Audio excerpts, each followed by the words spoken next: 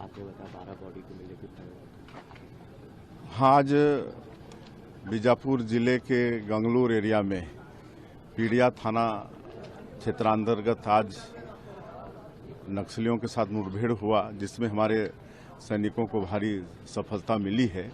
अभी मुठभेड़ तो समाप्त हो गया है, लेकिन 12 डेड बॉडी नक्सलियों के मिले हैं और मैं इसके लिए हमारे सैनिकों को, अधिकारियों को बहुत बहुत बधाई और शुभकामनाएं देता हूं। लगातार सर इस तरह की सफलता आपकी सरकार को मिल रही है, सरकार के आने के बाद लगातार इस तरह की कार्रवाई हो रही है। बिल्कुल, जब से हम लोग सरकार में आए हैं नक्सलवाद के साथ मजबूती के साथ लड़ रहे हैं और हमारे यशस्वी प्रधानमंत्री श्री नरेंद्र मोदी जी और हमारे गृह मंत्री श्री अमित शाह जी भी चाहते हैं कि छत्तीसगढ़ से नक्सलवाद समाप्त हो और डबल इंजन की सरकार है तो उसका भी लाभ हम लोग को मिल रहा है।